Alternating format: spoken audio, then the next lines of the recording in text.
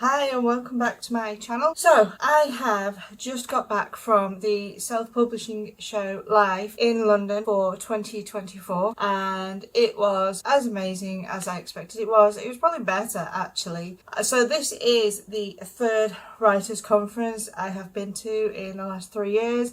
In 2022 I went to the SPS live show, this one. Last year I went to Vegas, and then this year I've gone back to the SPS live. And I did make a video actually about the last two conferences. The Vegas one I just never edited it. I've still got all the footage, so I might still edit it and just put it up late. I did put up a video about my experience of my first conference in 2022. I can link that for you. And I remember my first conference being so super exciting but really daunting at the same time, because like so many authors, we just sit in our offices by ourselves, and so it's a very solitary job where we are by ourselves, and you know, the only company we have really is our characters. And it's kind of weird when you get thrown in with other people, and especially if you're kind of like an introvert like I can be, to be faced with all these people who do the same thing as you, and it can be very overwhelming. It's also very fun but very overwhelming. However, with this being my third one, I can feel how my confidence is growing going to these places, and this conference felt so much better. I knew people there was people for me to say hello to, for me to chat to, and that's part of the thing. Like, we're a little bit shy, and then so we don't chat to anybody, and it's kind of hard to make friends. And I think that's just a case of being an adult as well. It's a lot harder to make friends when you're an adult, or at least that's my experience. But when I was in Vegas, I made myself talk to people, and so when I've gone to SPS, there's people that I knew from there to talk to, and then also the networking part. So there is a lot of networking. I didn't do a lot of the networking when I was in Vegas, purely just because I got poorly. I think a lot of people came down with COVID. I got something, I don't know if it was COVID, could have been I didn't test. So plus I was jet lagged because there was an 8-hour time difference for me being in the UK. So while I did network a little bit, it wasn't as much as I could have done. But this time I decided to go to all the events for the unofficial meetups, and there was a lot of drinking involved, but it meant that I got to talk to people and chat and just feel, it just made me feel so much better. So it was really cool. And this is what I would say to you, is if you're going to go to your first author writer conference, go and do the networking part. Even if you don't drink, just go and have water, soft drink, nobody cares. Go around and chat to people, because the networking part I find is as valuable as the sessions themselves. You meet every kind of author there is. You meet authors who are writing non-fiction. You meet authors who are just writing their first book, or even haven't even started writing their first. And you meet authors who have written over 200 books. And there is so much you can learn from just chatting to other people in this industry, things that you wouldn't have thought about that you can share. I ended up talking to a lot of people about dictation, which I never kind of went with the mindset of, oh, I'm going to tell people how I dictate, because I dictate a lot, and so I have a lot of experience with it. When I was chatting, it kind of like came up in, you know, when we were talking about productivity and stuff, and I was like, oh yeah, you know, I dictate. And so I've chatted to a lot of people. So Henrik, if you're watching this, hi, and I hope you've tried dictating, because he was one of the guys I chatted to a lot, and he was someone I met for the first time at this place, and he was really lovely. Yeah, but there were lots of other people I met as well. But that would be my biggest tip if I was talking to someone about their first conference. Go to the networking events. There were 3 basically. There was one on the Sunday night, which was a get together with Craig Martell. It was organised by Steve Higgs. Both really big indie authors in the industry. There was lots of people I chatted to. I made a couple of friends there. I did them on social media, chatted to them for the evening. The Monday night was a pre-meetup get-together, purposely arranged for people who feel a little bit shy and overwhelmed. And I think the lady that arranged it was called Josie. And she was so welcoming every time, you know, anytime anyone arrived, you know, she was greeting you, hugging you if you were okay with that. and, you know, just making you feel like part of it. And then I don't think there was anyone ever stood around not talking to somebody, and that was really good. And then there was a party on the Tuesday, which was the first day of the conference. Then the evening there was a party with a free bar at the conference centre, and it was the one rare day in England where it was really nice and warm and sunny, and we got to stand outside and chat, and I made some new friends there as well, and that was really cool. And I, you know, connected with them on Facebook. So yeah, the conference itself was fantastic. The person I was looking forward to hearing speak the most was Steve Hicks. I've heard him speak in Vegas, and that was he was talking about marketing using Amazon ads. But on this one, his talk was about, basically, I think it was titled You Can Too. And he is a member of the 20 Books to 50k group, if you're in there. And he used to post, I think it was like 2018, 2019, One Man's Journey. And this was his author journey to get him out of the corporate life to being a full-time author. And he wanted to be a full-time author because, one, the corporate job was sucking his soul out, and two, he wanted to be with his family. And I remember reading his posts when he first started, and I remember him posting that he had made his first $100. I think it was $100 a month. And then I remember a couple of years later, he posted he'd done his first $1 million year, and he's got loads of posts in between this. You can see his growth, you can see his struggles. He is not somebody who just wrote his first book and it blew out of the sky and made him millions. No, he worked really hard, and if you are in that group or get a chance to be in that group, go and just search his name and look at these posts, and you can see his learning process and how he put the grind in to get to where he is now. And I think he put up a slide that said he was due to earn, or had he earned already this year, 1.7 million. Bearing in mind we're only in July as I'm recording this, or June. I think that was the dates on it. Anyway, his point was you can too, and that he's just an ordinary guy, and basically what he had done, he had learnt the marketing, he had learnt to write, and he had done both prolifically. He knew what he wanted, and it wasn't to earn $1 million. He wanted to earn enough that he could leave his corporate job and support his wife and 2 children. And he was talking about success, and I've said that here before myself. You know, what does success mean to you? Because sometimes success to someone can literally just mean you want to publish your first book and hold it in your hands, and that is success. That is amazing. Other people want to earn millions. Some people just want to replace their day job, which was Steve Hicks' goal. So it was really amazing to listen to him and be reminded of the inspiration that I got from the posts that I read when he was posting them. And he even he was talking about how he published 12 books in 9 months. This was the hard work he put in. He documents it in these posts, how he got up at 5 a.m, he was writing before work, he was going to work, writing on his lunch breaks, home with his family, writing when his wife went to bed. So he was like literally living on no sleep with young children in the house. But his message was you can too, and it takes hard work, and it was great. There were a couple of good sessions after that. The lady that followed him was Susie K. Quinn. I've listened to her speak before. This time she was speaking about how to find your readers. That was really good. It was just a good talk. She wasn't telling me anything I didn't already know, so that was good. But it was a good session for newer indie authors. The lady after that was a lady from BookBub, and she was talking about using BookBub ads. Now, I have never used a BookBub ad. I have used their feature deal, which most authors are familiar with, but I've not ventured into the ads. And that for me is something I'm just going to put to the side for now, because I know if I suck at anything, it's my marketing. And I know Facebook ads is the best marketing. And so BookBub will be something in the future when I have mastered the Facebook adverts. There were quite a few sessions on audiobooks this year, which were great. A lot of it I already knew myself. They were talking about the different ways you can do an audiobook, whether you pay somebody to record it and then you are freely available to publish that audiobook wide. And then there is what you can do with royalty share. I think it's mostly with ACX, where you have to be exclusive to Audible.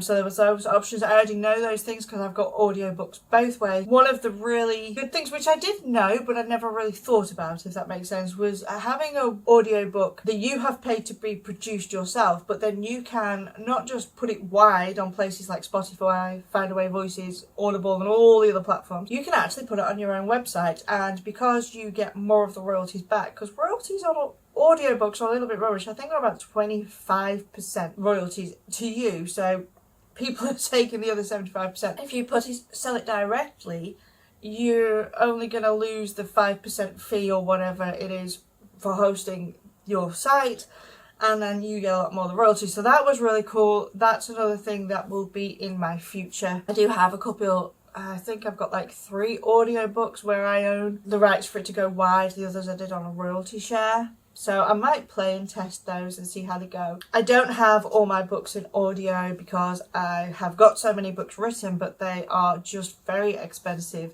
to get done. You're talking anywhere between £1,500 and £3,000 per book, and then you can't guarantee that you will get that money back. So it's a big investment. And when you've got like 50 books like I have, that's a huge outlay. So again, audio will be something in the future, which is a kind of a shame because audiobooks are on the rise, and they were showing this in one of the talk about the proportions of sales from audiobooks, paperbacks and Kindle, and the audiobook market has really grown. And I mean, I'm a big audio user. I'll probably listen to about, I think last year it was 80 books or something I'd gone through on audio alone. So, the market is there. It's just one of those things that's expensive to get into. One of my favourite sessions was a panel that was hosted by James Blatch, and he was talking to authors Lucy Score and E.L. James. Lucy Score wrote the book Things We Never Got Over. It was #1 for like forever on Amazon, and E.L. James obviously wrote the 50 Shades of Grey books. So I have read one of E.L. James's books, but they're just not a genre that I'm into, so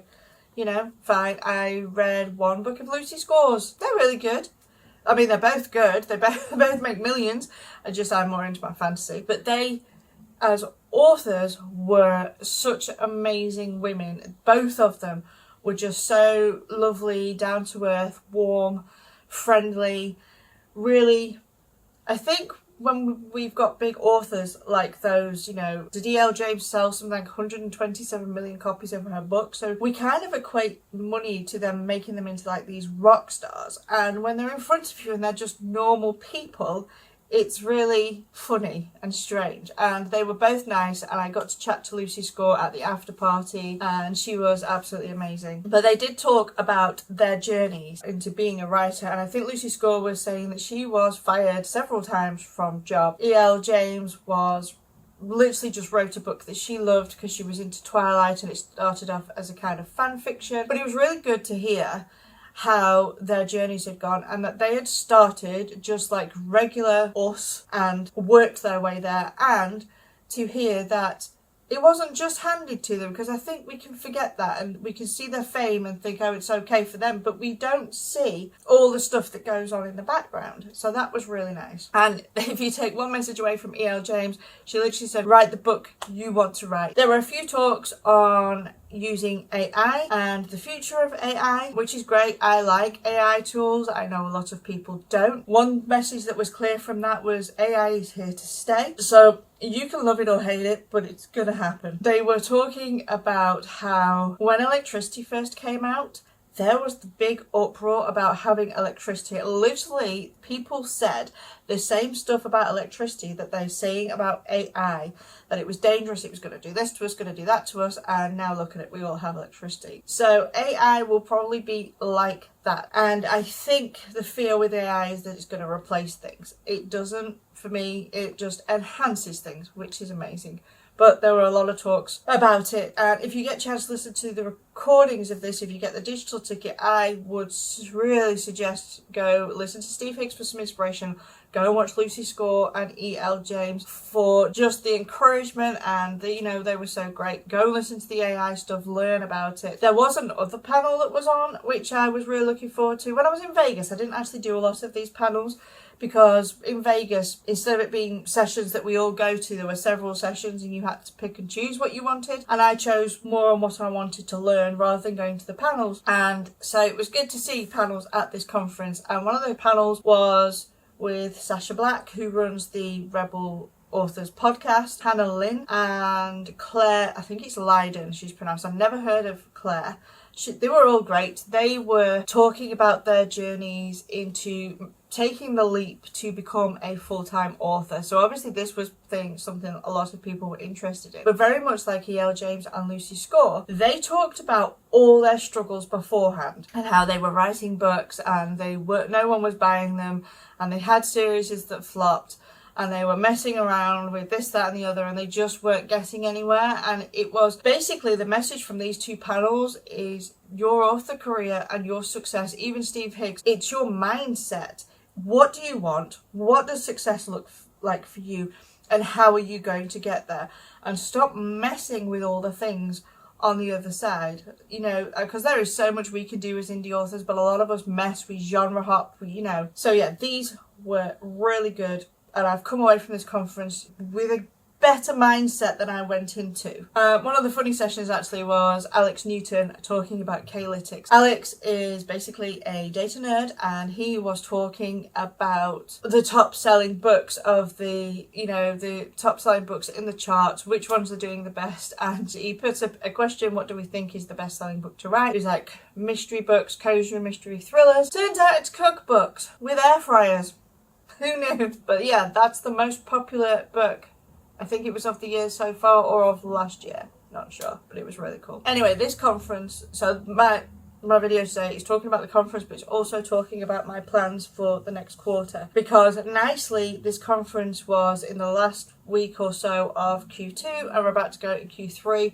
So I've come back and I've been able to make a plan based off the inspiration and ideas I got from this conference. So when I came back, literally the very next day, I took my stuff, I went to Starbucks, sat down in peace and quiet for 3 hours, went through my Q3 planning, read back over Steve Higgs's posts because I remember how inspiring they were, and made myself a plan based on the success that I want. Because while I am a full-time author, I'm not a comfortable full-time author. I often feel like I'm on this ship and have to keep bucketing the water out or I'm going to sink. I feel like I'm on the edge, one disaster away from failure.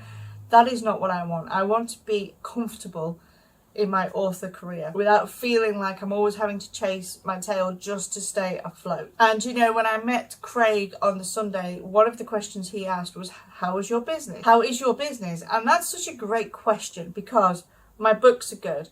I can write. Those two are going fantastic. My marketing sucks. And I know I let this down. And marketing is always one of those things that I put on the back burner. I'll do it tomorrow. I'll do it later. Because I have these sales that come in and I'm just like, it's no panic for it. But really, if I want to take myself up to the next level, then I need to do better on my marketing. And I do better than I was doing like a year ago, but I really need to bring the marketing up a notch. And I'm pretty sure it was Steve Higgs that said, because when we were at the after party, he came over and stood with us and chatted. He was great. And I asked him, if you were writing any genre, could you make it? And he said yes, no hesitation when I asked him. And then I was telling him about the marketing, and I'm pretty sure it was him that said if he was in my position, he would literally take a month off writing and learn marketing to get the books. You know, I've got 50 books there. I have the backlist. I could propel myself forward with learning the marketing. So I took that on board, and it was, you know what it's like when you're drunk, silly things come about, and we had this conversation that turned into we were all just going to be more Steve. His work ethic, his marketing, everything about him, be more Steve. So I have actually titled my project for Q3, and it'll probably be Q4, the Be More Steve project. And it is taking his work ethics and taking them on board myself, because he got to where he is with sheer determination to win the game. And he learnt and equipped himself with every tool he could find to make sure he won. And I think when we're at this for so long and you're on your own, there can be a certain level of complacency that comes in, and that's where I am. So my plan for at least Q3 is I have my 50 books. That is a good foundation for marketing. I know the books are good because I average 4.5 stars on pretty much every single book. And according to the scale in the 20 books to 50k group, they have this like fish scale. I am at trout level, which means I am, you know, a good 5-figure author a year. You know, I earn what I need to earn, and so every month I'm an okay 4-figure author a month. But I want to go to the next level, which is the rainbow trout, which just puts me over going to close to 5 figures a month. That's where I want to be. Oh, that's my next step. And so I have a plan. I am going to do things like read the 7-figure author, is it called plan? It's Universal Fantasies. It's by Theodora Taylor. She talks about the universal fantasies that will sell your books. I'm going to read that because that will help me write my ad copy. I am going to re-listen to Matthew Holmes' Facebook ad course. I got halfway through it, tinkered with my ads, got some good sales. You know, there literally was potential there. As Steve Higgs said in Vegas, you put $1 in, you get $2 out. And I was finding that, but I never raised myself to a higher level. So Meta has changed. Meta is the platform Facebook uses for its ads. I'm going to retake Matt Holmes' course. That's going to be the first thing I do so that I can learn marketing. I'm also going to retake the Learn Self-Publishing Ads for Authors course, which I have. I haven't listened to it for a few years. I know they're going to update it, but I'm going to get back to listening to that. I'm also going to read the Help My Facebook Ads Suck book by Mal Cooper. I think it might be Mal and Jill Cooper who wrote that. They've got the third version out. I read the second edition. I've not read the third edition, but I do have it. I'm also going to try and get more consistent on TikTok. When I am consistent on TikTok, I see my sales go up, and I don't even know what it is. I get lazy and stop posting. I don't know why. You would push these things, wouldn't you? And then along all that, I'm going to write my heart out and push all the other stuff aside. I have Sarah Cannon's HB90 course, and she talks about looking at your plate, all the things you want on your plate, and then everything else that doesn't fit, push it away. Just put it on a future plans list. That is what I'm going to do for this quarter. Focusing on my marketing, focusing on my writing, everything else can go to the side for another time. And you know, I had a talk with myself. I have 5 series. I have readers. I need to stop messing around. I need to get more readers into my world and just get writing. I mean, I can easily dictate 6,000 words an hour. I can get the books out. And this conference has just been a reminder to me of why I love what I do and the community around it. I've come back feeling super recharged and just ready to go for this next quarter. I'm going to end this here now, but if you ever get the chance to go to a writers conference, go for it. Try it. Go to the networking meetings.